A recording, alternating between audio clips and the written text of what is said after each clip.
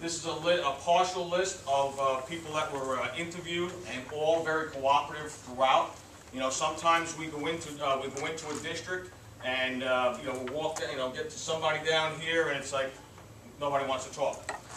We received nothing but cooperation throughout the process, which makes the audit and the assessment results that much more accurate. So we'll try to get everybody involved, because everybody on this particular list right here is critical to the safety and security of the district. So my baseline, what I do on a daily basis, these are things that I firmly believe in throughout the last 10 years. I've developed what do I feel is the baseline to developing a successful program. Highly trained personnel, cutting edge technology, more important on the end, buying into it. And I'm going to say it again, Commack gets it in that manner. Take a quick story. Only 2 weeks ago, I was invited into a district. I sat down with an administrator at a high level. We had done an assessment. We were going to go for move on, and we started talking about what would happen next. And he says, "Oh, you know, Don, a lot of this is just fluff." He says, "It's all smoke and mirrors. If something's going to happen, something's going to happen." So I said, politely stood up, I shook his hand, and I said, "I don't think we can work together. Because the fact of the matter is, on the end here, if you don't buy into it, nothing that we're going to talk about is going to happen." Commack is not reacting specifically to any incident.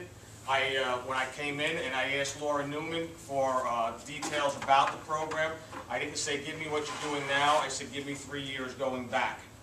And so that's where we started. We went back 3 years and started looking at things. So we looked at it also, not in terms of too many audits are being done right now. What about your active shooter scenarios? What about this? We looked at the all hazards approach to emergency management. We looked at all plans. We looked at it in terms of where do we want to be as far as the Commack community. Every community is different, okay? Finding the balance, what I mean by finding the balance is no matter what we do, and there's all these things going on right now, parents are nervous all over because of things that have been taking place, but understanding it's still a K-12 environment. It has to be a welcoming environment. So when I talk about finding the balance, that's what I mean. Where should we be? And that kind of dovetails of finding the balance.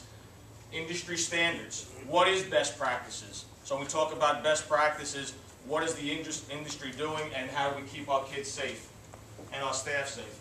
And then how do we get there? And again, it leads into the bottom.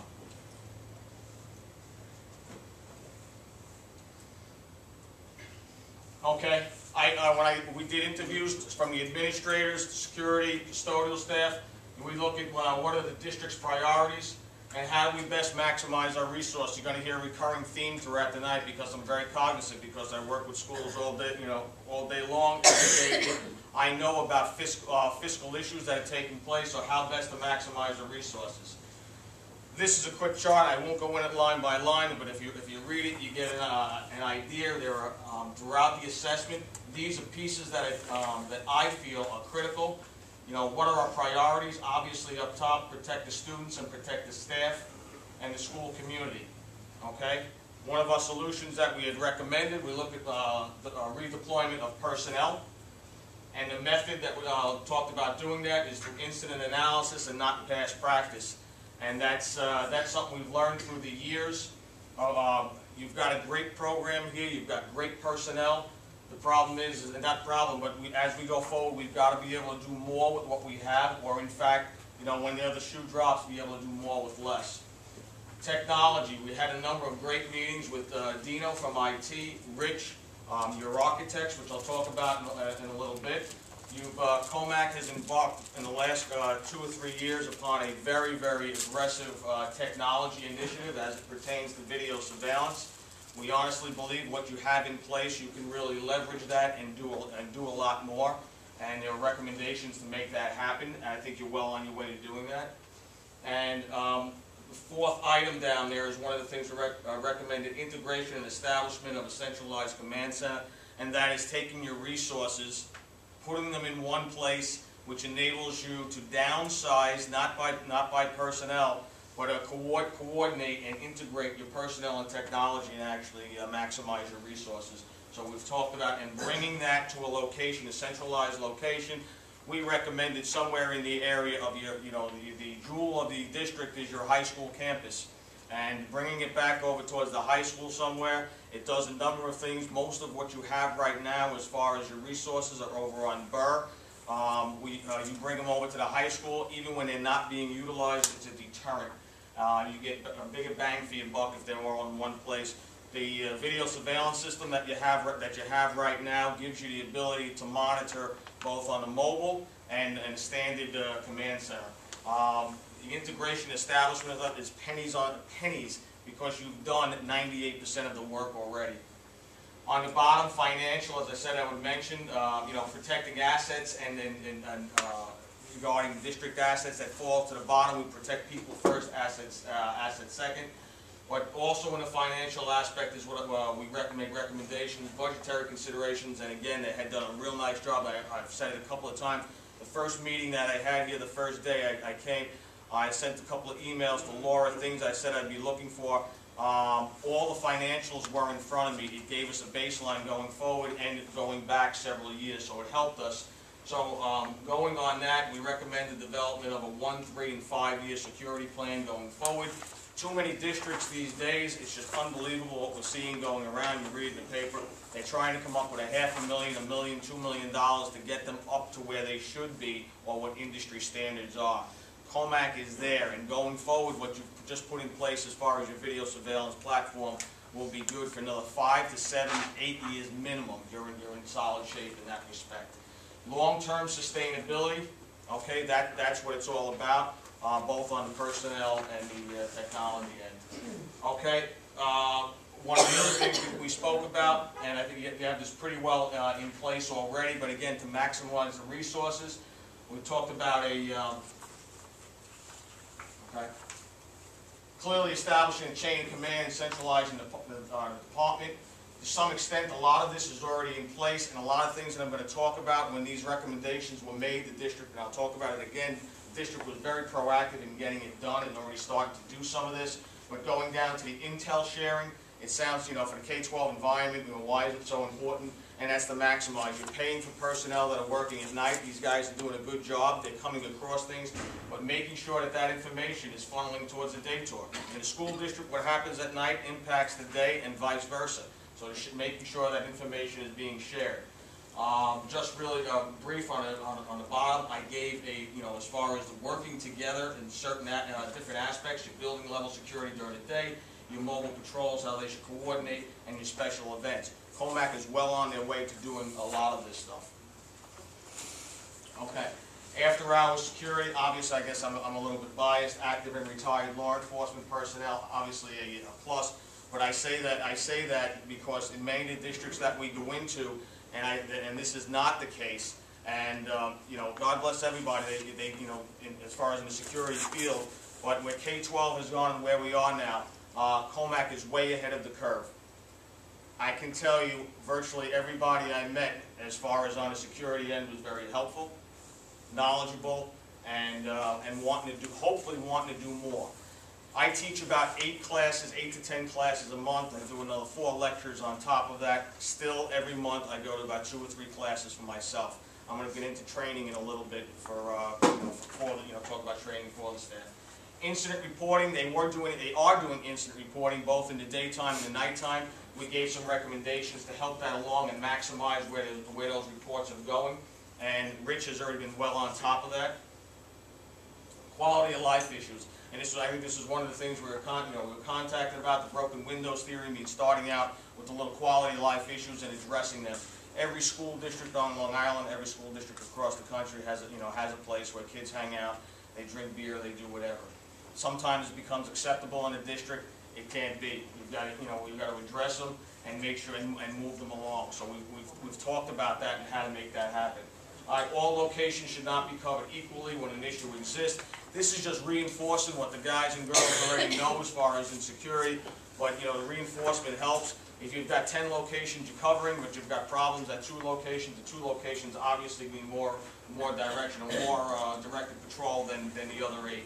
So we talked about that with the mobile patrol directed and or random at the behest of the supervisors, which do the analysis. Mike Smiles and Mike Bradowski in the back are sharp individuals. They work very well with their guys. I have a recommendation as far as going forward. This gets a little bit on the top. Training, training, training. All right? All right, you're going to hear me repeat that. It's a lot of districts, okay? You'll hear it. And there's a district in Suffolk County that just got themselves in a lot of trouble because what did they do? They went and they spent $500,000, $600,000, $700,000 on technology, and they said, okay, now I'm doing away with personnel. I adamantly disagree. I work with a number of different companies that sell the technology. I will never advocate. One does not replace the other. You've got some great individuals here, but as I started to talk about as far as the training, you are compliant as far as the training piece. For them to have their licenses, they have to do 8 hours a year. I think it's woefully the state has done them a disservice, but everybody is compliant in that.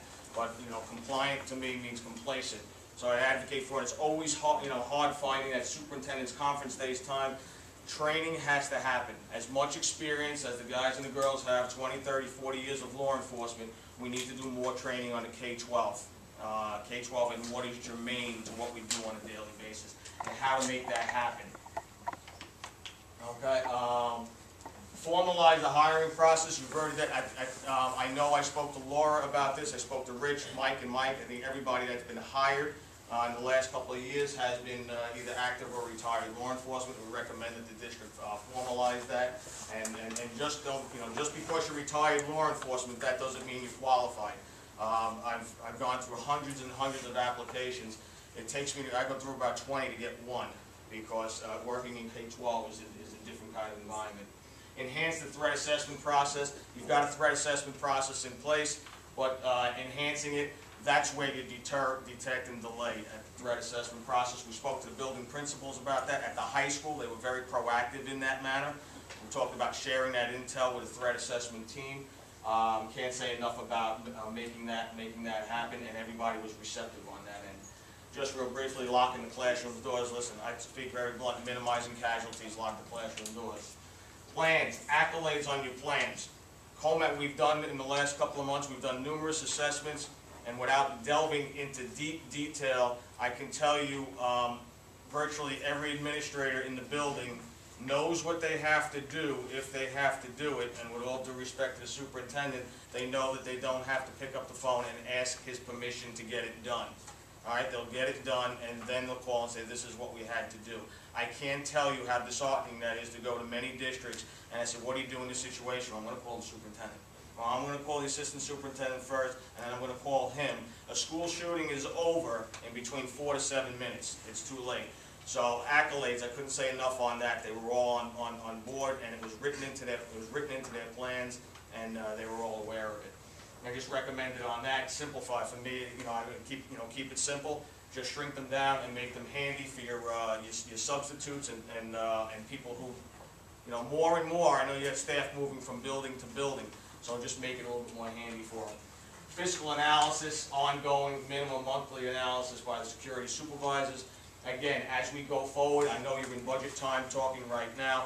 Just did a presentation to a board in Nassau County last night in exec session, and they were pleased in how it went and what the last thing they said, the board president said to me, that's great, Don, you know what I'm going to ask you, right?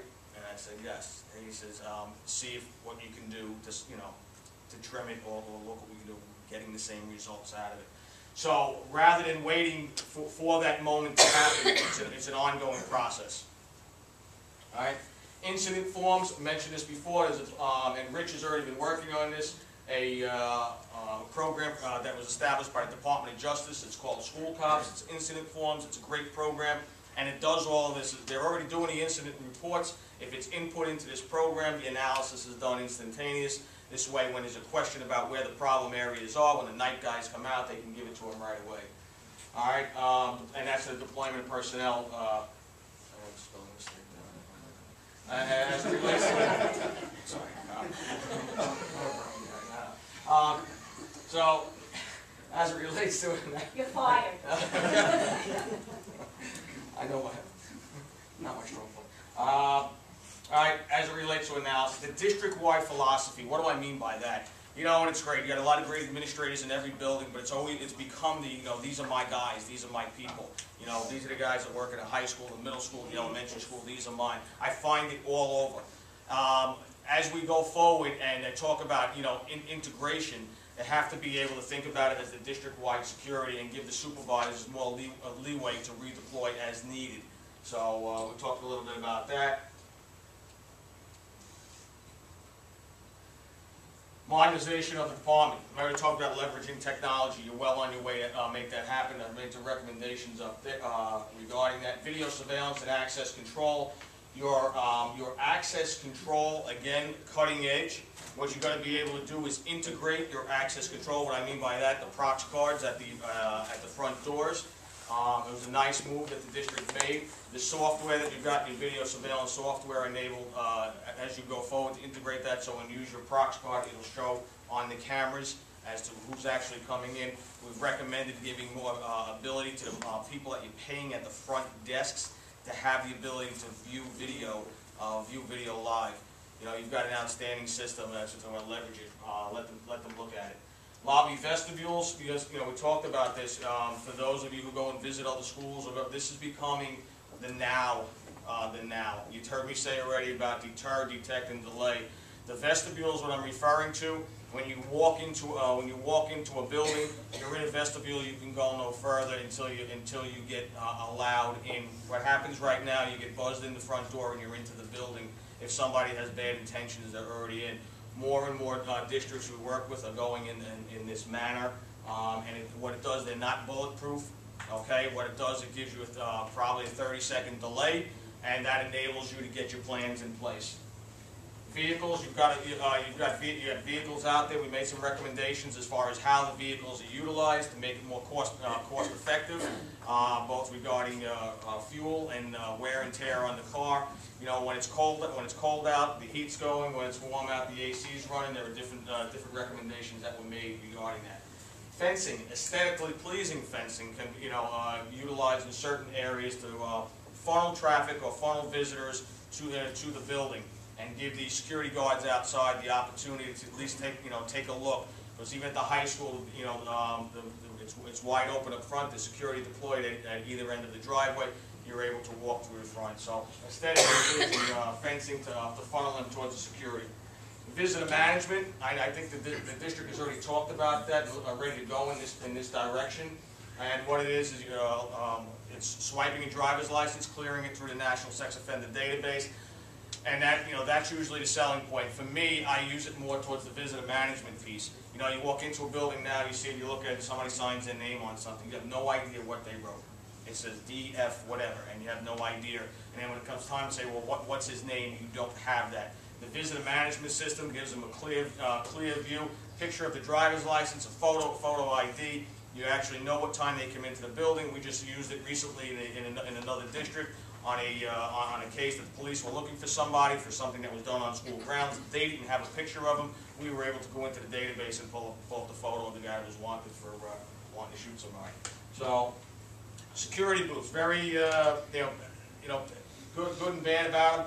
You've got a lot in place. The security booths can take the place of some vehicles out there. Multitasking.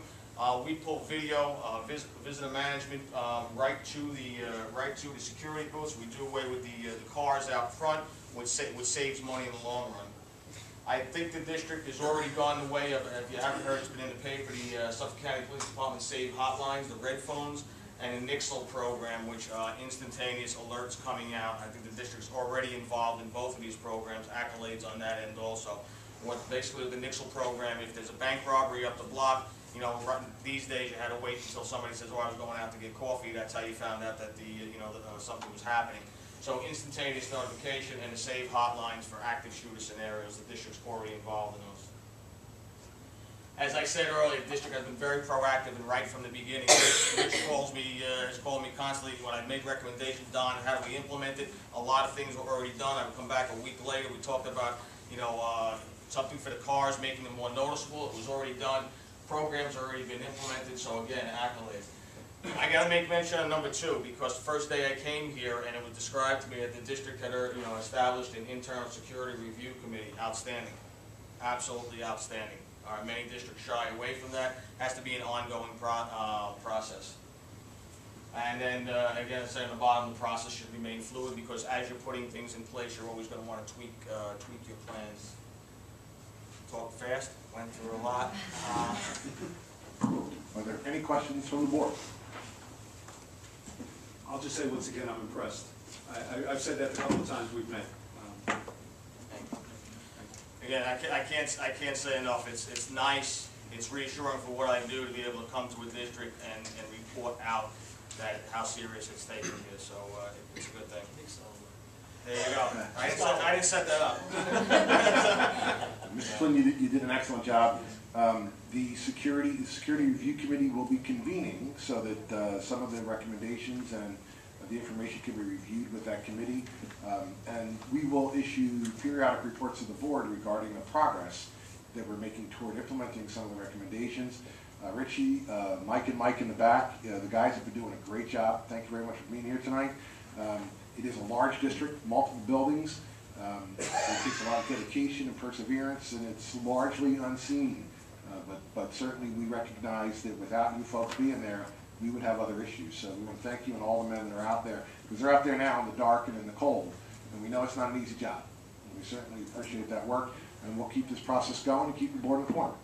Thank you, Ms. Can I also just say that I do appreciate, I know we all do, the fact that not only did you recognize our priority that all of these systems should be child-friendly as well as child-protective, but recognizing that the people that we have in place have had that as their priority always. And we're proud to have had all of our security people with our kids and with the staff, because they really are dedicated to They're the a great bunch. kids. Believe me, I know, because I'm around. Yep. Thank you very much. Thank you.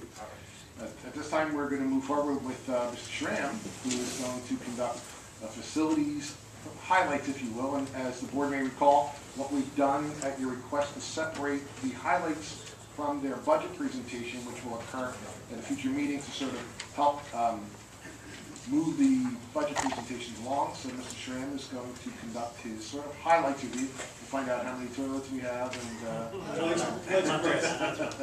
thank you. Thanks, Dr. Jenkins. I'll be talking tonight about security, our construction projects, and maintenance, grounds, and custodial.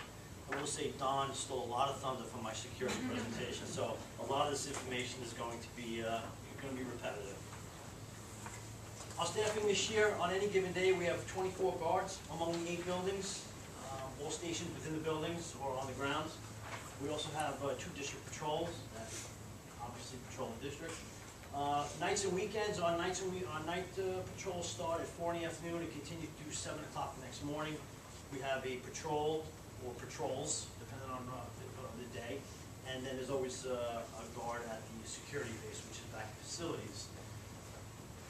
On the weekends, we're around the clock, from 7 in the morning till from 4 o'clock Friday afternoon to 7 o'clock Monday morning. We're fully staffed. Like Don had mentioned, back in 2001, the district had a policy of only hiring newly hired guards with at least 5 years of law enforcement experience.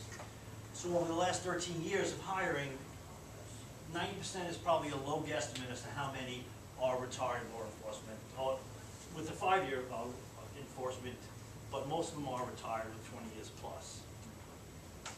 Like I mentioned, the security base is back in facilities. In that shed, or hut, whatever we like to call it, we have access to all 156 cameras throughout the district. So all the video feed goes back to the base, and then if there's any issues throughout the course of the night, the patrol guard is dispatched.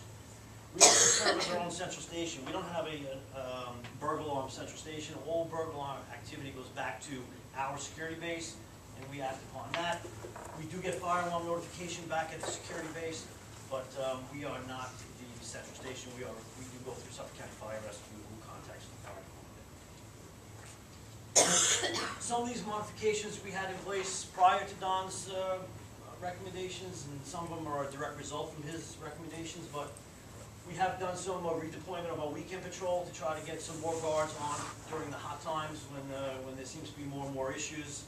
The reformulation of the patrol sheets, like Don had mentioned, to try to streamline communication between the day tour and the night tours and the weekends, so that's been in place.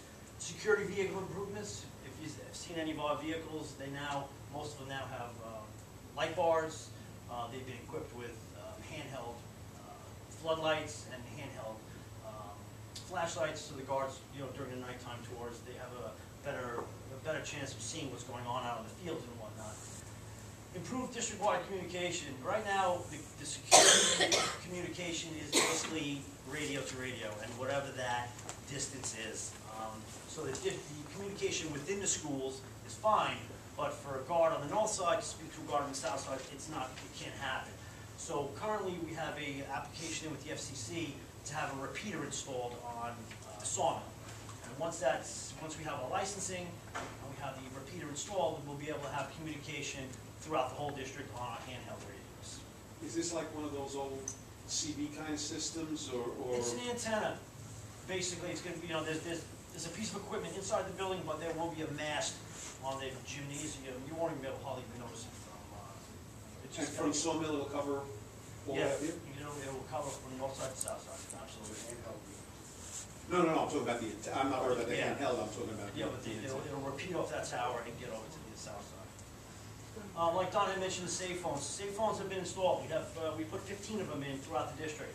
And basically, it's really it's a red phone, mainly in principals' offices and whatnot. And what it is, it's an auto dialing phone. Pick it up, automatically dials the 911 call center supervisor. Bypasses the normal 911 phone queue. You get the supervisor. As soon as the supervisor gets that call, he knows the information, what school is calling, address to the school, so it really cuts down on response time. Lockdown plans, lockout plans, they've all been kind of standardized throughout the district, and that's been replaced for a little bit now. And we've been doing all throughout the year lockdown drills and evacuation drills. So that's been something that's going great. Some pending modifications we're hoping to have in place before the end of this school year. Video intercom installation. We're trying to get some kind of piece of equipment where there's some kind of visual verification of who you're letting into the building before you hit a buzzer. So it's a small little intercom, but with a screen, you can see who's out there. The visitor management software that Don had mentioned, which would run as you sign into a building right now, you're required to show your license. For what that does, it doesn't, you know, it's not accomplishing too much. This, we would run it through a national sex offender database. Software issues a visitor pass that the person puts on. It has their picture on it, has their name on it, and it has their location as to where they're allowed to go within the building. Yes, quick question. Trying to interrupt.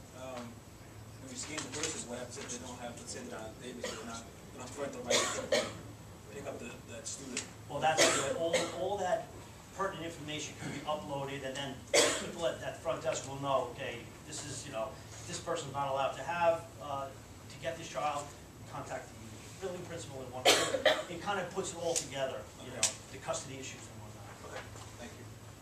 The incident analysis system, that's what Don also mentioned, which was that school cop. I'm going to really depend on him because that's, I'm going to actually go to his district and see what that's all about. It's very, very interesting. It's something we're really going to move towards. And as he also mentioned, guard training. We're guilty as charged. You know, we do the 8 hours New York State requires every year. So we're going to start doing more K-12 school-specific training, things that the guards are, you know, kind of up against on a regular basis. And the video surveillance training. You know, like we had mentioned, we have a very, very aggressive and robust system, but it's only as good as the person who's sitting in front of it. So we want to make sure that everybody who's at the base is properly trained and continually trained on that system. And that's it for security. A lot of it was repetitive, I know, I'm sorry. Good question. A lot of new stuff. Yeah, on this idea with vestibules, I mean, that's probably a long-term construction, because the schools aren't set out to do like that. Is there any consideration, modification, or? We have some, we're kicking around some ideas right now. Okay. We do have a couple of ideas we're kicking around. Okay. Construction, the energy performance contract. I'm sure everyone's heard me talk about this. So, real quick, it's our $19 million project. We had an original $17 million project, a $2 million amendment that we kicked off on. We're well underway. You'll see as we go on. Phase 1 is rapidly coming to an end. The project is self-funding, so the total cost of construction will be paid for by utility savings, energy savings. This is some of the savings and revenues that the project has generated. As you know, we're guaranteed $900,000 a year in energy savings, which will be reflected budgetarily. You see the generated over $10 million in state aid. The project has already produced $770,000 in LIPA rebates. I have an additional $40,000 that I expect probably within 2 or 3 weeks. And national grid rebates, we haven't received any of those yet, but we have a confirmation of about $210,000. So the project alone is giving us over $1 million in rebates, and this is real money. This is not credits on your LIPA bill or your NAC rail bill. This is checks that the district has received.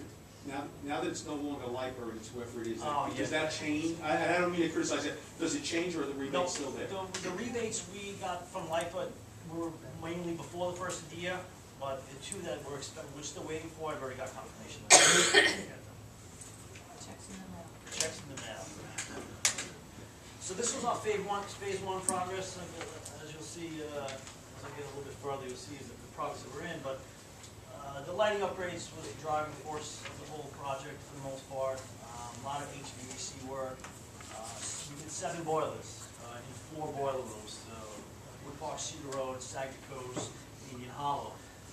Incidentally, part of those boiler installations was the installation of carbon monoxide detectors and natural gas detectors. So those 4 buildings have carbon monoxide detectors already installed.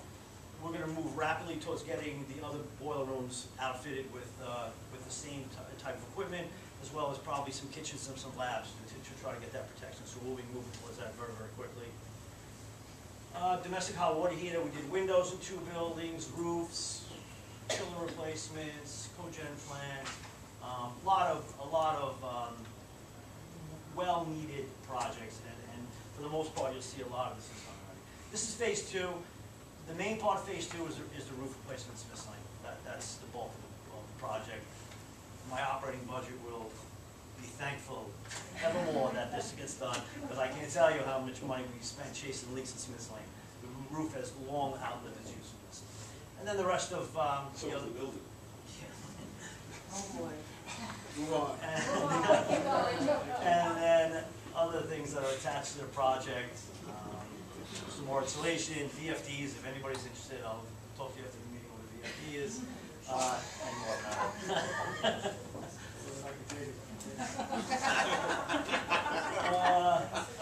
This is phase 1, so this is, as you can see, a lot of the measures are complete.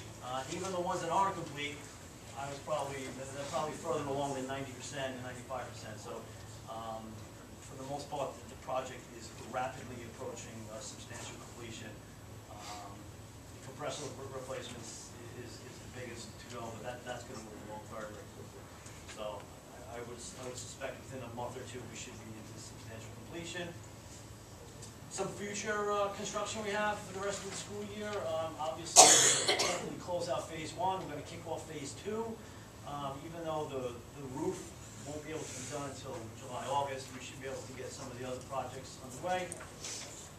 The video surveillance, visitor management, the video intercom system, which is all things I spoke of, that's going to be under Excel. The video surveillance upgrades, we have a proposal right now that's going to the state to add just over 100 additional surveillance cameras throughout the district. A lot of exterior cameras, to get some, we don't have that many exteriors, but definitely some more cameras to the high school and the middle school also. And then bond projects, we actually have a masonry restoration project that's on the street right now. I believe we're opening that bid on March 13th, which is a lot of masonry restoration of the building, repointing, expansion joints, and some concrete work at the high school and the middle school.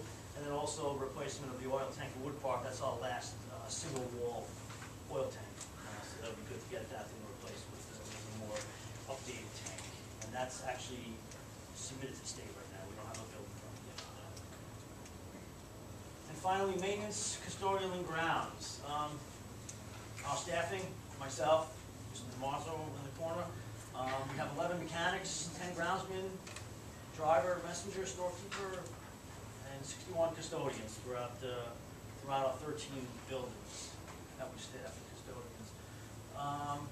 Some quick highlights of some of the projects the maintenance and grounds have done, and this is the real high points. This is just the tip of the iceberg, but we've done some 812 classrooms at the high school and the middle school for some special needs students. constructed, did some renovations also in high school 244 for some special needs students. We renovated the science research lab for the science department. That was a big project over the summer. Very recently, we transformed the old, I think it was the AV room at the high school into social workers' offices to get them into a more convenient location within the building. Some ceiling replacements, floor replacements, smart boards. We excavated the entire playground in Northridge, the new PTA-funded playground. We actually did all the excavation work there, which was a tremendous job. And some storage rooms and rewired the conference room. These integrated projectors and whatnot. This was one of the projects we did here. And we're installing a new time and attendance system in the rental buildings. Right now, we don't have the capabilities of having that computerized system in the rental buildings because they're satellites, but we're working with Tino and IT and we've come up with a way to get that everybody on the same system. So that's actually in the progress right now. We might have that done within the next 2 weeks or so, 2-3 weeks. You know what, I always take this opportunity, this is the third district I've worked in, and Commack is in a unique position with their maintenance mechanics. We call them maintenance mechanics, but I have to tell you they're all tradesmen. We don't really have jack of all trades. My electrician is a licensed electrician in Nassau, Suffolk, in the city. Plumbers are licensed, HVAC technicians with EPA licenses for refrigerant handling. So that really, really gives us the opportunity to keep the majority of our work in-house, which saves us money, because if we have to go to the outside, you know, we're paying prevailing wage contractors, and you'd be shocked as to what prevailing wage is in the trades these days. 850 some odd work orders since the beginning of the fiscal year. We have an automotive and a small engine mechanic that maintains our entire fleet, and that's maintenance, grounds, and security. It's upwards of 50 to 60 vehicles, and I can't tell you how many pieces of small equipment we have. It's endless. And currently, what we're trying to do, also in the vein of trying to save some money, is to keep the repairs of our custodial equipment in-house. Typically, that's something that's always gone out to a contractor. We haven't had good luck. We've got very, very talented mechanics here. If we can find a way to buy the parts, we'll be in good shape and we'll be able to keep that in-house. Quick Marion Call property. We continue to maintain the exterior, which really is, lawn cutting, tree and limb removal as trees and limbs come down from storms and whatnot. Snow removal. We continually, check out the condition of the temporary roofing. It's holding up very, very well. It's not a tarp. It is EPDM. It's a roofing membrane. It's made to be exposed to the weather. So it's been holding up well, and the building is more watertight than it's ever been. And then we provide security services, and we monitor the burglar alarm and the fire alarms. The custodial department. I would like to stand up here and take credit for this, but I have to pass all this credit on to Mr. DeMarzo. And this is a real quick highlights of some of the things he's put in place over the last, this year particularly, but, accolades to Wayne. Terrazzo finishing procedure throughout the district. It was a big outlay at first, but right now we're to the point where it's been implemented throughout the entire district. The cost savings and the time savings is going to be astronomical from here on through. Changed the oil-based gymnasium finish. If Mr. Freelis, I think he would back me up that it's a better system, and it's a lot less expensive. Changing our cleaning chemicals, PM maintenance for custodial equipment, tracking and managing custodial supplies, which has really been huge savings. Trying to figure out why certain buildings are using more and get them back in line. Training, educating the custodial staff, and something that the two of us have taken on and we've made a big dent in is really keep an eye on the overtime, monitoring the building activities, and try to keep the overtime costs to a minimum. And finally, just some money that we brought in, through some of the unfortunate incidents that we've dealt with over the past year or so. Hurricane Sandy, after going back and forth with FEMA, we were able to recoup, almost $74,000, and insurance money of $40,000. We had like $113,000 recouped just from Hurricane Sandy. And then the blizzard, which was, I believe, February, we actually did very, very well with FEMA, and we took in about $57,000. That's it. Yep. Well, thanks for the opportunity.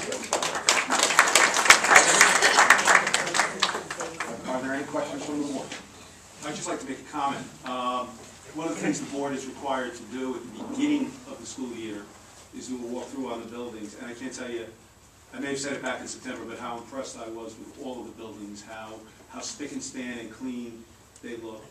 And then, on the other side, the yeoman's work you guys did in the last month, because I think it snowed every day. Except Super Bowl Sunday. And just getting all those parking lots, and I was here one day at Hubs while, you're just doing all of the sidewalks, and just an amazing amount of work and the great job you guys did. It's been an interesting one. Yeah, yes. Can I just say one thing, if you don't mind, and really that last slide with the FEMA reimbursements that this district received, I have to tell you that amongst my colleagues, a number of districts, we had Mr. Schramm and Mr. DeMarzo worked with FEMA answering unbelievable questions, providing documentation and paperwork that was staggering. And we, I believe, had all of our FEMA reimbursements before the end of last year, before June 30th. There are still districts that have yet to receive their FEMA funds, and really that's to both of these gentlemen's dedication and diligence in getting that paperwork done. And I like to say only because we still have homeowners that haven't seen a dime of FEMA, and hopefully they never get Mr. Schramm's name. But thank you to both of you, really. That was quite impressive. Even our auditors were shocked that we didn't have a receivable. So thank you. Thank you. Thank you. Certainly want to thank all the men and all the work that they did out there in America a little bit. But Mr. Schramm, we restructured the department a little over 2 years ago, and you took the helm. Your leadership does not go unnoticed. You've done an amazing job. Thank you very much for your efforts, Mr. DeMarzo. Thank you. Thank you very much. Thank you very much. Concludes our presentation. We've made a slight change in board procedure. We're no longer asking people to sign in, but if anyone has any comments or questions on agenda items only, please come to the mic, state your name and whether or not you're a district resident. Anyone? There's a lot of people signed up on that. I think we left the sign-in sheet, forgot about that, sorry.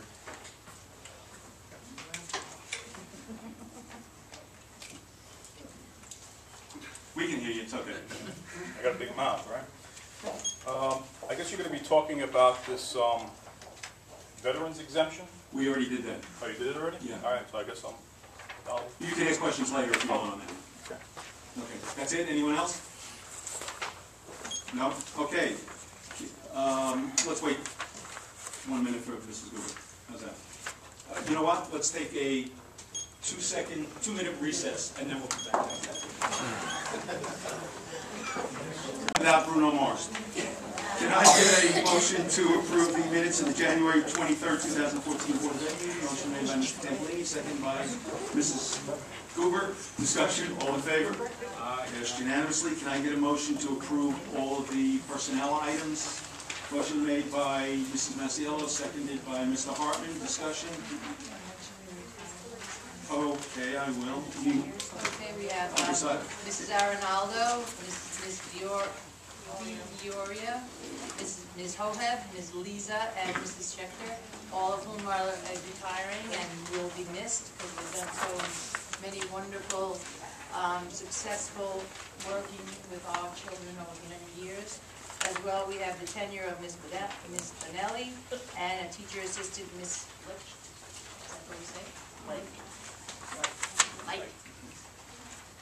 Okay, that's a light. Congratulations to all of them. Wish the retirees good luck in their future lives. All in favor? Passed unanimously. We have no old business. We have no bids. New business. Can I get a motion to approve the district of location contract with the Commack Central School District for the 2012-13 school year, and authorize the president of the board to say. Motion made by Mr. Hartman, seconded by Mr. Tampolini. Discussion. All in favor? Passed unanimously. Can I get a motion to approve the 2013-14 health services contract with the Jericho Union Free School District and authorize the president of the board to sign the same? Motion made by Mrs. Masiello, seconded by Mr. Hartman. Discussion. All in favor? Aye. Can I get a motion to approve the transportation renewal contract? Motion made by Mrs. Masiello. I'll second it. Discussion. Mrs. Newman, you want to give a quick Absolutely, I would be happy to. What the board is approving is a 5-year renewal for the district's transportation vendors. We were able to negotiate a extension that will give the district on an annual basis. I should back up for those people that may not be aware, transportation contracts in New York State, the maximum that they can be extended for is the May CPI, which New York State determines. We have been able to negotiate a renewal that the Board of Education, it will be at the May transportation CPI, less 1%. There is a floor of 2% and a ceiling of 5%. So this gives the district the ability for the multi-year budgeting. It also brings the next 5 years at a cost that is lower than what the typical state CPI renewal amount is. So I just would state that that is with Bauman, Acme, and I'm losing the third one is V-Transport.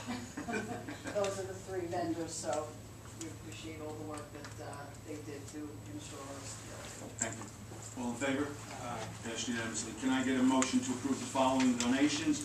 Donations from the Commack Roadrunners Booster Club offering $2,935 to the Commack High School track teams to be used for the purchase of a high jump platform, a donation of $150 from Elaine N. Last and Lainey J. Last to the Music Department Scholarship Fund, and a donation of an acoustic guitar and 2 music stands for Mr. Kevin Swenson to the Commack Union Free School District. Motion made by Mr. Tampolini, seconded by Mrs. Goober, and as usual, I am always impressed with the amount of work that people in this district do to help support the district, and I thank all of them. All in favor? Passed unanimously. Can I get a motion to approve the following field trips?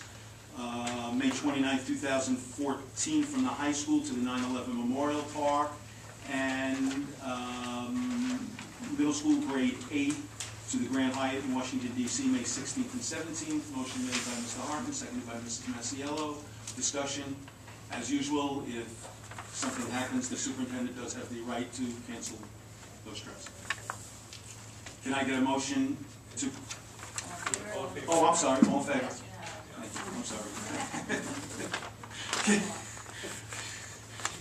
Can I get a motion to conduct a second reading for the purposes of adoption of Board Policy 9280 Audit Committee? Motion made by Mr. Tampolini, seconded by Mrs. Masiello. Discussion. The reason we couldn't approve this last meeting is on the first reading we need all 5 board members, and Mrs. Masiello is not here. All in favor? Aye. Passed unanimously. Excuse me. Can I get a motion to approve the 2013-2014 RTI plan? Motion made by Mrs. Cooper, seconded by Mrs. Masiello. Discussion? All in favor? Passed unanimously. We have no legal tonight. Board business. Board wishes to announce the following dates for the Board of Education workshops to be held at Commack High School, all at 8 p.m. Budget workshop number 1, March 13th, and that is following the board meeting, I believe. Yes. Budget workshop number 2, March 27th, following my wife being mad that I'm not home for our anniversary. And budget workshop number 3, Thursday, what else is it? Thursday, April 3rd. Maybe she's mad. Maybe she's not. She'll go to dinner with someone else, all right.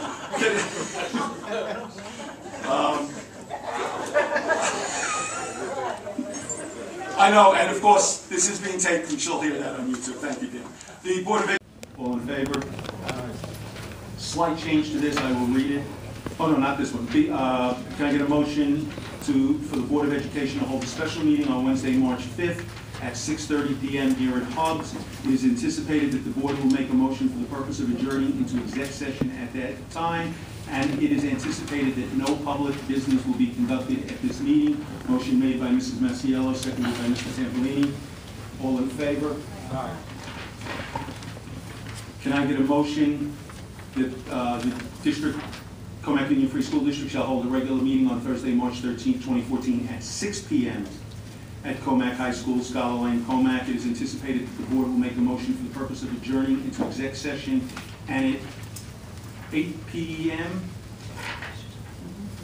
No, I don't believe that. No, that can't. That's not right. I think it should be 7 p.m.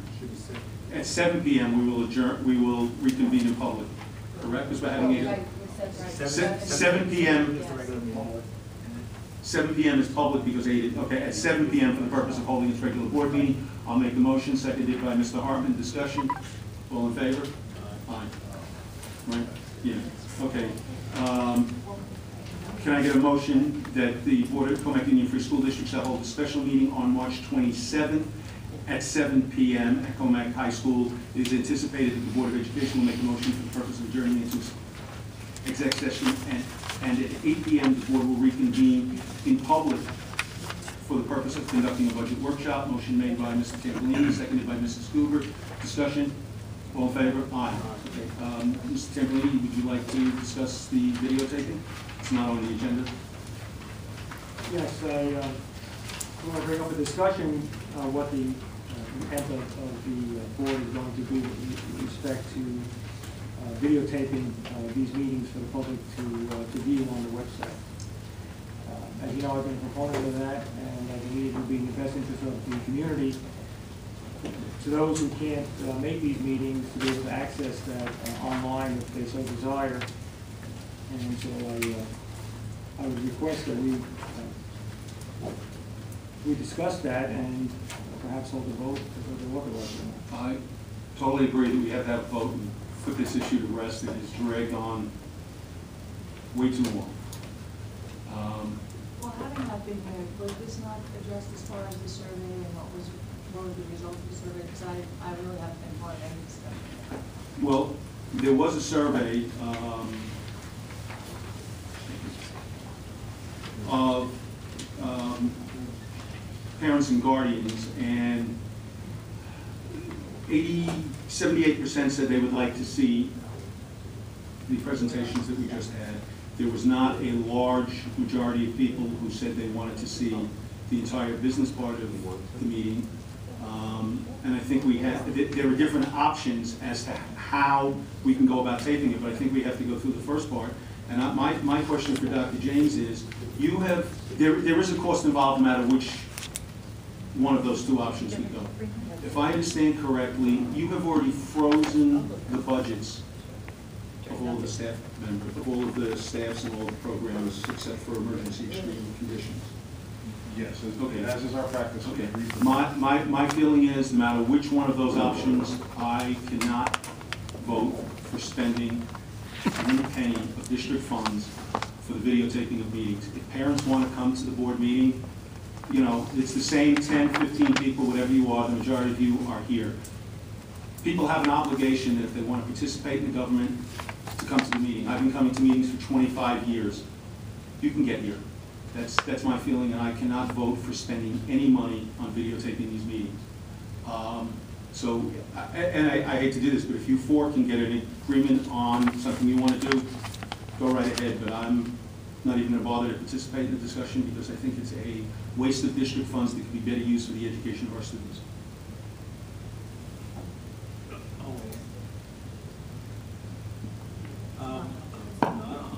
There we go, it's on that. Okay. Similar to Jim, I think, knowing that a lot of people do have young kids, a lot of these meetings are 7, 8 o'clock at night, with all the standardized testing. I'm speaking to people, I know they're in favor of watching it. I know I speak to Dr. James, so I would be still in favor of videotaping it, of the cost. I mean, what we can do to minimize it, working with internal staff, working with some of the people in the high school, doing some of the AV participation, and just seeing how, I think we said in the beginning, seeing how people actually watching it, doing some number statistic and seeing how people actually viewing it. I talk to people on the outside and they're still in favor. They unfortunately can't get to meetings. That's just their fortunate being. I said they can't get to watching people in, they watch the senators, so they watch it on TV. I mean, people are going to watch it, they're going to basically scroll through the video and watch what they want to watch. But I think that getting the information out there, it just shows that there's, this participation of outside people. So that's my feeling. I would be in favor of actually videotaping it and trying to minimize the expenses that it takes.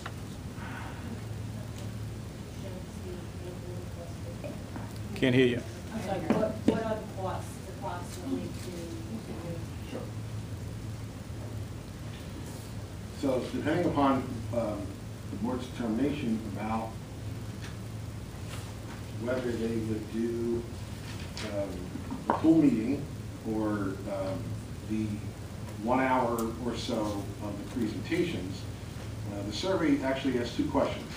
One, are you interested in seeing highlights of the presentations, which could include budget, technology, curriculum instruction, athletics, facilities, and so on. We sent that survey to all the parents in the district simply because that's the only database of email addresses that we have that we can verify their Commack residents. There is another email system that we have that anybody can sign up for that email system, so we use this one. And it was about 78% said that they would watch the presentations. The second question was, would you be interested in watching the entire meeting? About 27% said they would watch the entire meeting, 72% said they wouldn't. The costs, depending on, again, the camera itself, would cost about $400, storage device, the setup, annual maintenance, about $3,400 the first year. And then the cost associated with someone coming to run the camera. One of the suggestions was that we utilize a student in the video production course, and he would then come in under the supervision of a teacher. I think that that would be a great alternative. It's a real authentic experience for the student. The cost per hour for that is in the neighborhood of $40 an hour. Talking to the teacher who might supervise that, he would need the hour that he's here, and then maybe a half hour to supervise a student at other times. That's about $600. So the first year production is the most expensive. After that, it does decline. So all in all, somewhere between $3,000 and $4,000 for the first year. The conversation was had about a simple video camera and putting it on open source. Our recommendation is that we do not use an open source because we're looking for some level of protection for the rights of intellectual property associated with that. By placing it on our website, we would maintain some of that. Okay. Did I answer your question? It does, thank you. Well, Can I just say one more thing? I actually certainly believe that any information we can get out there is valuable. Every one of these presentations for 15 years, I have wished that people could see. I think about all the different moments during meetings that perhaps it is difficult for people to come up and speak. I think as it is, it demands a bit of courage for whether it's even positive or negative or questioning or just accolade. I don't know that I think it's necessary to view that part of the meeting which asks for people to come forward and speak with us. Part of that reason is because I think it'll deter some people from coming forward. They have a sense of the world of reality television and in-your-face kinds of cameras, and that it's hard enough as it is. That's just my opinion, and I am of a different mode perhaps than the present generation, so I could be wrong. And also I think, though, that many times the board sits and responds, and as carefully as they can, take their role as trustees very seriously, and even though sometimes things are said that actually would send a mindset in a direction that is not exactly true or defensible by all of that we do, I think we don't have the opportunity to really have a pure dialogue. So the part of the meeting that could be used for making statements that we are not here to, basically we're not even here to disagree with anybody. We're not even here to have a conversation with anybody. We have had those, and we've entertained, with all due respect as much as possible, many conversations with the microphone questioning, but we're really at a disadvantage when we sit here calmly, sometimes being spoken with in negative ways and other times very wonderful ways. I don't know that that part of the meeting is necessarily the community's benefit of knowledge. Kind of sometimes for me sounds like it's getting into a lesser valuable experience for the board. I agree with you, all information, anything that we can tell them. The rest of it is paying bills and sometimes listening to people. And there have been times when people have had hard-hearted stories to tell us. I don't think they'll come here anymore. And I don't know that I like that idea. I do want to second that because, and I'm going back many, many a year, the first time I got up to the microphone, I made a statement, and I had, this is no bearing on any current CTA people. There was an immediate letter from the CTA president criticizing me that went to PTA, the superintendent, etc.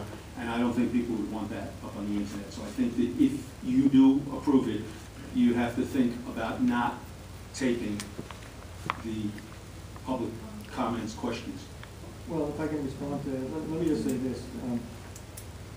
I don't think we should be in the business of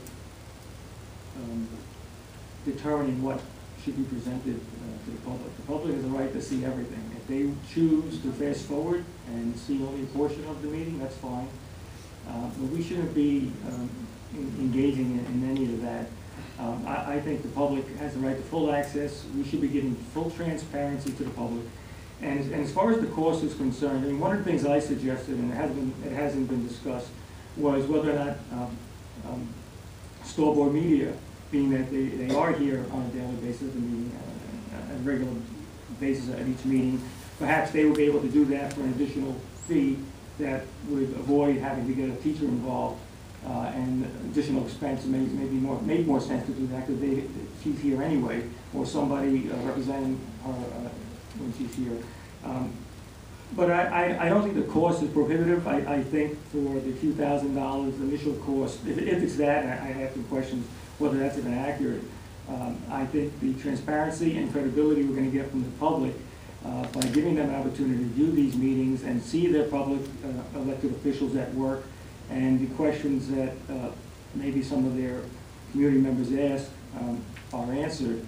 I think that we're obligated to do that, and I would be against any kind of minimizing of the meeting. Does that include the questions from the audience? That includes the question for the audience. Now, if somebody wants, perhaps doesn't want to get on camera, maybe what we can do is just face the camera toward the board members, and this way you can only capture their voice. But they're giving their name. Okay, but you don't have the video. No one knows who. But I'm going to get up and say I'm Peter Wunsch, and whether my face is there or not, who's ever watching the video now knows it's me. Well, Yeah, but just by point of reference, my point of information is not mine. I believe in transparency, but I spoke in protection of experiences at the microphone, not so much of denying anyone out there in the world access to what goes on in the meeting. And the idea that our operations and our handling our responsibilities would be visible if they were to have access to the business part of the meeting. I don't want to keep anybody from knowing anything, but I don't think we should have misinformation leave this room or put anybody in the position where they don't even want to come forward because they've got to qualify themselves and say, please turn off the mic. It just well, I think it has to be done. My point was being that if they didn't want to show their faces, look, we can't give them full protection. They have to announce their name, but nobody can see who they are or what they look like. If that's something, I mean, I would consider that. The point is to show what the board is doing and hear the questions and our responses, not so much who's asking. I think nobody wants to see who's asking the question. Well, there's 2 points. One is, Mr. Fusco's been taping and it's on you. I know that, we can't stop that. Right, exactly. So people, but I would say that people come up, if they ask us, you know, as a point of order, can we basically turn off the videotape for their questions? It's at the board's discretion to say we can actually suspend taping for that portion of the time. So I mean, I want to expect people to look on the microphone and give them the clearance, give them the common courtesy to say we will stop taping for that portion. And I don't want to deter anybody else from speaking, but I think it also gives people the communication that they want to hear. They want to hear. I mean, there may be a question brought up by a person in the audience, and then it gets. Those are actually the more decisive questions. People bring up an issue, and then they don't hear that issue being resolved. So that's what that's my opinion. That I think that it should, like Jim, it should be open, but we should respect the rights of people saying, "I appreciate if you don't tape it." We bring it to the vote. I'm going to make one last comment, and then I'll call this for a vote if I can. I really object to this term transparency. By saying that you want to be transparent is under the assumption that we're not transparent. We have made every decision here in public for the last umpteen years, while I was on the board, before I was on the board, before any of us were on the board. The information, the voting at this meeting, they're put up on the website. We have PTA representatives who go back to each one of their units and report on what happens. By inferring that there's no transparency is really an insult to this board.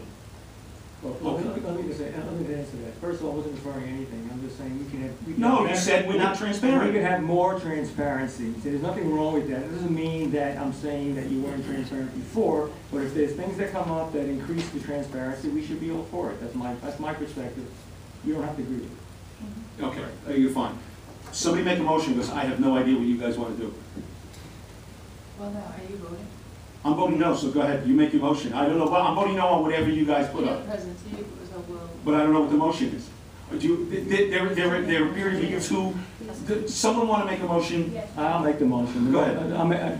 Do I have I'd like to make a motion for the board to consider adopting a resolution to allow videotaping of these meetings, full videotaping of the meetings and posting on the district website. Okay, is there a second? Mr. Hartman? All in favor? Aye. Opposed? Okay. Surprise, surprise. So be it. Would some, well, no, because I want to be fair here, even though I'm voting no. Would somebody like to make a motion to just tape the administrative report? I'll make the motion, for sake of making it, to just videotape, record, whatever it is, the administrative report part. Second? Ms. Masiello, all in favor? 3? Opposed? 2. Okay, that's passed. It's something, so I consider those a step. Okay. Now I'll take comments from the audience. Anyone like to come? I think we have that was the last item, right? Oh, yes, please. Yep.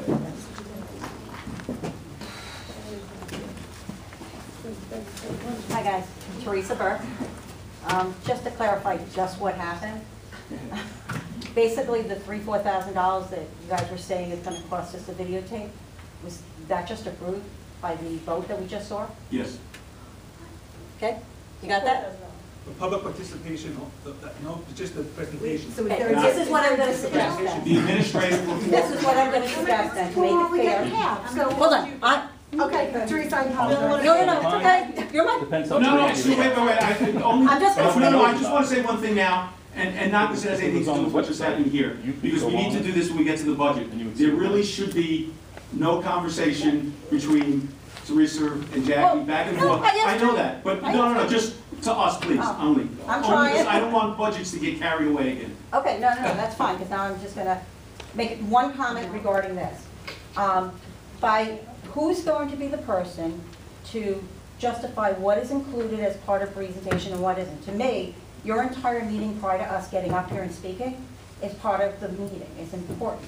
So when are you gonna cut, what are you gonna cut out, because if you don't have a presentation at all, we don't get anything on video? Like, who's gonna be responsible to make that determination? Peter. I'll infer, and then I'll take direction from the board, anything that's part of the administrative report, which would include responses to questions from prior meetings, as well as then any presentations that are done around budget, facilities, anything that you see here that's conducted by an administrator. Not sure if that answered my question, but I will refer to the first time that it's videotaped, and then I'll come back and ask you another question regarding that. That's fine. Then I have two different things. One, it's a statement. Can you revisit the possibility of volunteers? And why I say that is we had a very detailed presentation on security. It seems like we're trying to have our staff, teachers, basically it sounds like custodial staff, do a job or assist in a job that should be to those law enforcement officers, the security officers. And it doesn't seem like what was presented, we have enough on board.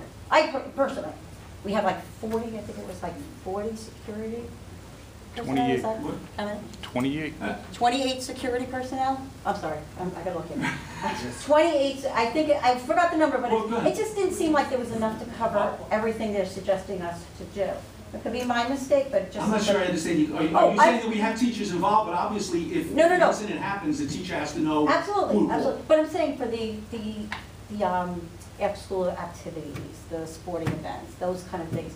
If we have volunteers that are retired law enforcement or active law enforcement and want to volunteer their time to come and assist us, I'm for the more the merrier if there's a way of getting them trained in a process. So I'm just asking you if that's something you guys can look into. Because in the Yes, past, I- volunteers were kind of like, no matter what. I'm you gonna know throw what I mean? out, and I'm not, and I love the idea.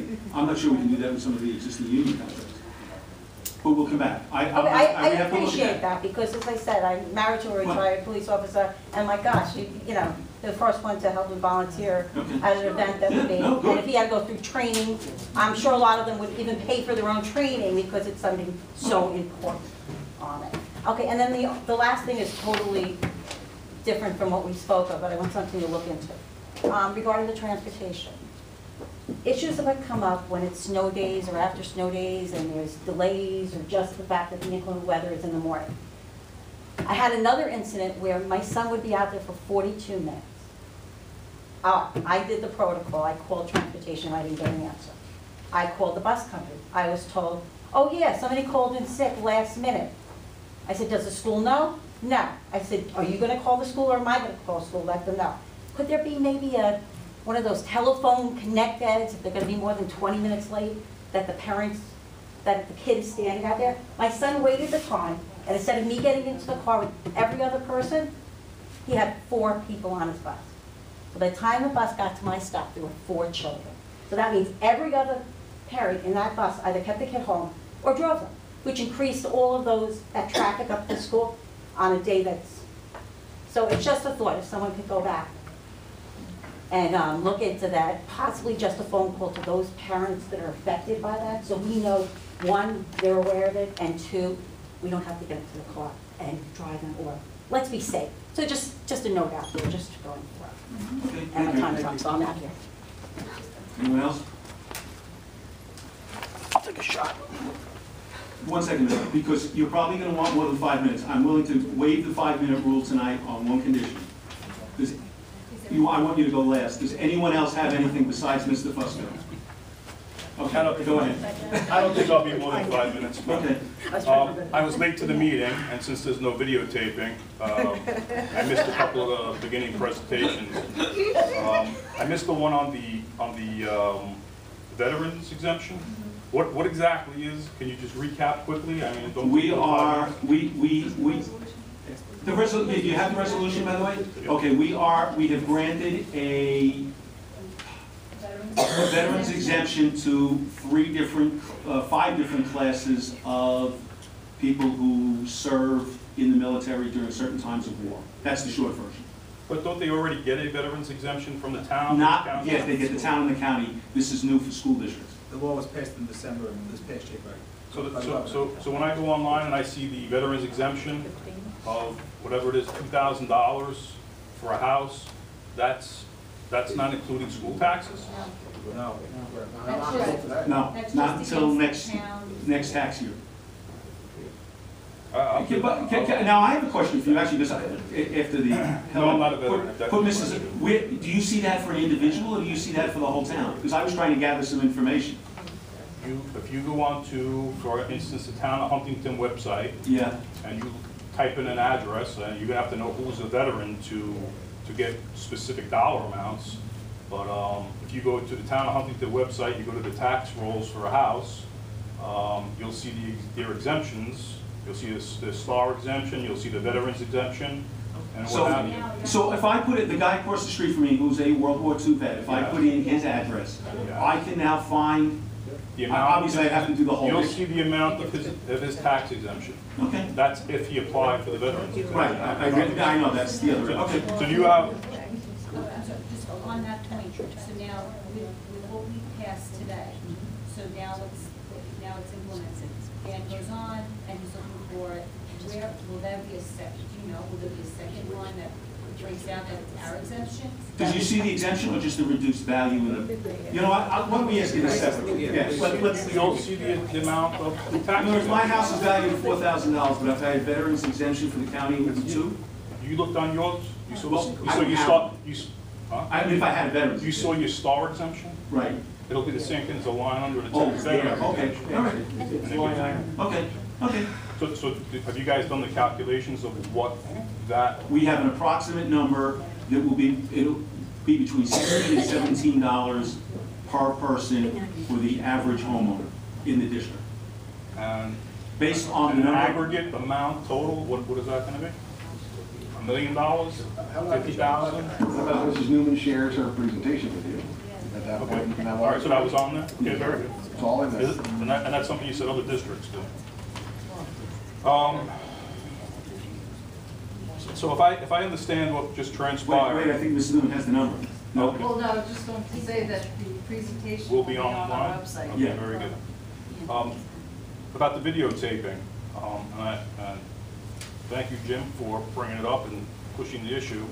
But, so what I take from it is we're gonna spend the money for the equipment and for the space for the data, but we're only gonna give part of the meeting instead of the whole meeting.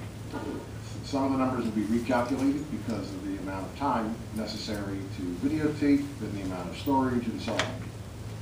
Now, one question I have is, when I go onto the website, the school website,